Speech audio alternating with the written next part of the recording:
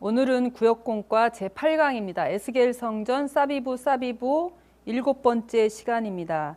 제가 먼저 본문을 읽도록 하겠습니다. 에스겔 41장 12절 말씀. 서편 뜰 뒤에 건물이 있는데 광이 70척이요 장이 90척이며 그 사면 벽의 두께가 5척이더라. 아멘. 오늘은 제8강 에스겔 성전 사비부 16번째부터 18번째에 대하여서 공부하도록 하겠습니다. 먼저 16번째 서편 뜰 뒤 건물 벽의 사비부입니다. 이 서편 뜰 뒤 건물 벽의 사비부 에스겔 41장 12절에 보면 서편 뜰 뒤에 건물이 있는데 광이 70척이요 장이 90척이며 사면 벽의 두께가 5척이더라. 여기에서 이 사면이 히브리어로 사비부입니다. 이곳은 골방 3면의 서쪽 구역 뒤에 있는 건물의 동서남북 사면에 벽이 둘러 있음을 나타내는 것인데 이 벽의 두께가 2.66m, 5척입니다. 우리가 성전 사면의 담이 6척이라는 것을 우리가 이미 배웠습니다. 성전 사면의 담은 3.192m. 3.192m라는 게 얼마나 두껍고 튼튼한 담인지 탱크가 지나가도 될 정도로 그렇게 튼튼한 담이다라고 하는 걸 우리가 전에 배웠는데요. 그러면 이 성전 사면담이 6척이지만 오늘 서편 뜰 뒤 건물의 담은 5척, 2.66m이기 때문에 이것은 성전 사면 담보다는 이제 적은 수치지만 2.66m의 담이라는 것도 굉장히 두꺼운 담이라는 것을 알 수가 있습니다. 그래서 이 서편 뜰 뒤 건물을 이렇게 사면 담 2.66m의 담이 둘러싸고 있는 것을 볼 수 있는데요. 한번 그림을 통해서 보겠습니다. 이 서편 뜰 뒤 건물 서쪽 구역 뒤에 건물이 바로 여기 이제 표시된 거 우리가 볼 수 있죠. 여기를 의미하는데 이게 서편 뜰 뒤에 건물 사면벽. 이게 보면 2.66m의 이 사면담입니다. 그러면 이 사면담 서편뜰 여기 보면 서편뜰 뒤라는 말씀이 있는데 이 말씀을 우리가 조금 정확하게 볼 필요가 있습니다. 이쪽에서 제가 한번 설명을 해보도록 하겠습니다. 여기 서편뜰 뒤에 건물이 어디를 의미하느냐라고 하는 것을 설명드리겠습니다. 여기서 서편뜰은 이 서편뜰의 뜰이라는 것은 기즈라라고 하는 것이죠. 기즈라. 우리가 바깥뜰, 안뜰에서 그 뜰은 하체르라는 거예요. 하체르. 그러니까 이 하체르와 이 서편뜰의 뜰의 기즈라하고는 원어가 다르듯이 다른 의미입니다. 서편뜰이라는 것은 서편구역이라는 말씀이죠. 그래서 이것은 에스겔 41장 10절을 보면 골방 3면에 그 20척의 뜰이 있다 이런 말씀을 하시죠.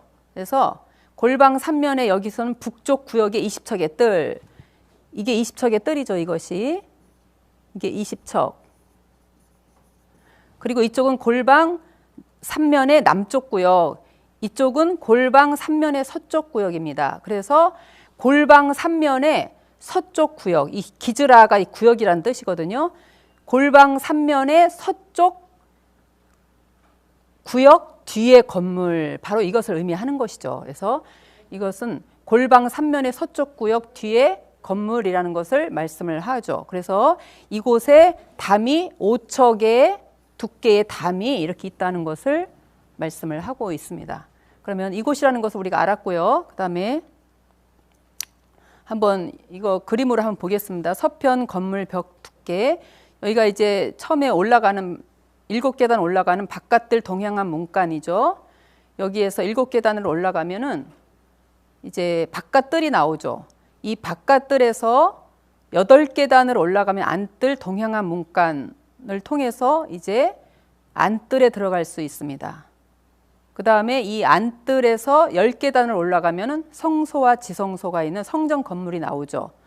그 뒤에 성전 건물, 이 뒤에 바로 서편 그 뜰 뒤에 건물, 오늘 공부하는 여기죠. 여기에 바로 5척 두께의 건물이 있다는 것을 알 수 있습니다. 성전 담보다는 조금 적은 5척의 두께의 서평 건물이 있습니다. 그러면 이 서평 건물의 그 용도를 한번 보겠습니다. 서평 구역 뒤의 건물은 5척 두께의 담으로 둘러싸여 외부와 단절된 곳이다. 그러니까 이 서평 건물 뒤에 그 서평 구역 뒤의 건물이 5척으로 두꺼운 담으로 쌓여 있다라고 하는 것은 앞에 있는 성전 건물들과 구별되었다는 뜻이죠. 외부와 단절되었다. 그래서 서편 뜰의 뜰은 구역이라는 의미의 기즈라입니다. 즉 건물을 포함한 서편 구역 전체를 성전의 다른 뜰과 별도로 구분하고 있다라고 하는 것을 알 수 있죠. 그래서 이 건물을 에스겔 성전 우리 구속사 시리즈에서는 서쪽 구역 뒤의 건물이다라고 말씀을 하셨죠. 이곳은 성전에서 나오는 용도는요. 성전에서 나오는 여러 가지 폐기물들을 성전 밖으로 내보내기 전에 보관하는 장소로 추정됩니다라고 했는데요. 우리가 성전에서 제사 드리고 그 제물 같은 거 이제 버리는 거 있잖아요. 이런 거를 바로 이 그 서편 구역 뒤의 건물에 이 폐기물 처리하는 이런 곳으로 보관을 한 곳이죠. 그러나 이곳 역시 성전 사면담 안에 있는 건물이고 또 성전 봉사를 위해서 쓰여지는 건물이기 때문에 역시 깨끗하고 거룩하게 보존되었을 거라고 생각이 됩니다. 그 다음에는 이제 우리가 널판의 사비부와 내전과 외전 사면벽의 사비부인데 이것은 같이 이해하는 것이 좋습니다. 그래서 이 널판의 사비부는 에스겔 46장 16절에 보면 문통벽과 닫힌 창과 3면에 둘려있는 다락은 문통 안편에서부터 땅에서 창까지 널판으로 가리웠다. 이 말씀은 에스겔 41장 15절 말씀하고 연결이 되죠. 그래서 이제 이 사비부는 어디에 있느냐 여기 보시면요. 널판으로 가리웠다라고 있지만 이것은 원어에 보면 널판으로 가리웠다라는 표현 뒤에 세이프 에츠라는 표현 뒤에 바로 사비부가 들어 있습니다. 번역에는 한글 번역 성경에는 없지만 이 사비부가 원어에 있죠.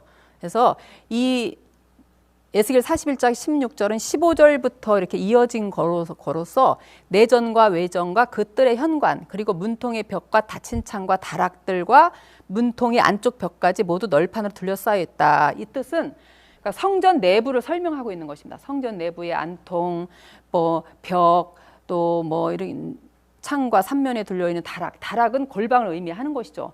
이렇게 다 사비로 되어 있다는 것이고 이 내전과 외전의 사면 벽도 역시 사비부로 되어 있다는 것을 에스겔 41장 17절에서 말씀을 하고 있습니다. 그래서 여기에서 문통 위와 내전과 외전의 사면 벽 이것이 바로 사비부이죠.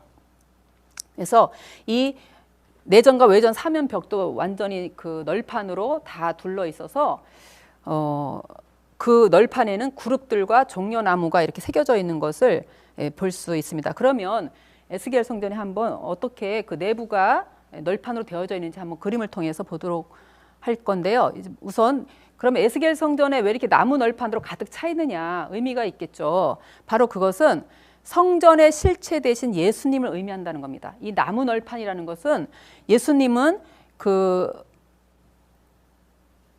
푸른 나무이다라고 말씀하셨죠. 그렇죠? 예수님은 푸른 나무. 그리고 예수님 자신이 성전이다라고 말씀하셨고 그 다음에 예수님은 베드로전서 2장 24절에 보면은 나무 십자가에 달리셨다라고 말씀하셨습니다. 그래서 에스겔 성전에 가득한 그 나무 널판의 모습은 바로 예수님을 상징한다라고 하는 것입니다. 그래서 우리가 이 사도 바울은 나는 십자가와 예수 그리스도 외에는 알지 아니하기로 작정했다 이런 말씀을 하셨죠. 그림으로 한번 보도록 하겠습니다. 이렇게 에스겔 성전의 내부는 온통 나무 널판으로 가득 차 있는 모습을 볼 수가 있습니다. 우리가 죄와 사망으로 죄 가운데서 영원히 우리는 사망의 형벌을 받을 수밖에 없고 죽을 수밖에 없는 우리 죄인들을 위해서 예수님이 십자가에 죽으신 이 대속의 은혜, 이 구속의 은혜는 우리가 끝까지 정말 우리가 잊지 않고 늘 우리가 기억을 해야 합니다. 그래서 에스겔 성전의 이 십자가의 구속의 은혜를 기억할 수 있도록 이렇게 나무 널판으로 전부 다 이렇게 충만하게 되어져 있고 그리고 이 천정까지도 나무널판으로 가득 찬 이 에스겔 성전의 모습을 우리가 볼 수가 있습니다. 그리고 이 나무널판에 새겨진 그림은 이제 그룹과 그룹 사이에 종려나무가 있죠. 이렇게 그려져 있는 모습, 나무널판으로 되어져 있는 에스겔 성전의 모습을 우리가 볼 수 있습니다. 그러면 이렇게 지성소에 종려나무가 새겨진 의미가 무엇인가라고 하는 것이죠. 이 지성소에 종려나무가 새겨진 것은 무슨 의미가 있느냐? 그러면 그 레위기 25장 9절에 보면은 레위기 25장 9절에 보면 그 1년에 한 번 대제사장이 7월 10일 날 그 지성소에 들어갑니다. 그렇죠? 1년에 하루 4번 지성소에 들어가는데 그 대제사장이 지성소에 들어가서 이스라엘 백성들의 죄를 위한 속죄의 제사를 드리죠. 이것은 우리의 영원한 대제사장이신 예수님이 우리의 죄를 속하는 것에 대한 예표이잖아요. 그런데 그 예수님이 다시 재림하심으로 말미암아 우리의 죄 문제가 완전하게 해결이 되는 거죠. 그래서 이 지성소는 재림의 최종적인 장소이다라고 말씀하셨습니다. 그러면 이 지성소에까지 종려나무가 새겨진 것은 우리에게 가르치고자 하는 그런 의미가 굉장히 크다는 것이죠. 왜냐하면 우리가 이런 재림에까지 우리가 주님을 만나고 우리가 이런 신앙의 완성을 위해서는 우리의 신앙이 종려나무와 같아야 된다는 것입니다. 종려나무는 뭡니까? 일반적인 나무들은 2, 3년이면 열매가 맺히지만 종려나무는 40년이 걸린다는 거예요. 40년. 그래서 우리의 신앙생활에는 뭡니까? 인내가 필요하다는 겁니다. 인내. 우리가 믿다가 낙심할 수 있는 상황이 우리는 너무나 많이 있고 앞으로 올 여러 가지 어려움과 환난 이런 것들이 많이 있잖아요. 그러나 우리가 끝까지 승리하기 위해서는 인내가 필요합니다. 인내. 그렇죠. 그래서 야고보서 5장 7절 8절에서 보면은 우리가 주의 강림이 가까움으로 우리는 열매를 맺기까지 길이 참으라고 하셨죠. 그 다음에 다니엘서 12장 12절로 13절에 보면 말세 성도에게는 인내가 필요한데 기다려서 1335일까지 이르는 그 사람의 복이 있다라고 하셨습니다. 여기서 기다려서가 히브리어로 보면 하카라고 하는 뜻입니다. 하카라고 하는 히브리어인데 이것은 달라붙다, 부착하다 이런 뜻입니다. 달라붙다, 부착하다. 그러니까 우리가 하나님의 말씀에 달라붙어야 한다는 것인데 이 말씀은 신명기 4장 4절에 보면은 이 말씀이 있습니다. 신명기 4장 4절에 보면 너희가 여호와의 말씀에 달라붙어 있는 사람이 끝까지 가나안 땅에 우리가 그 여호수아와 갈렙까지 들어갈 수 있다라고 하는 사실을 우리에게 가르쳐 주고 있습니다.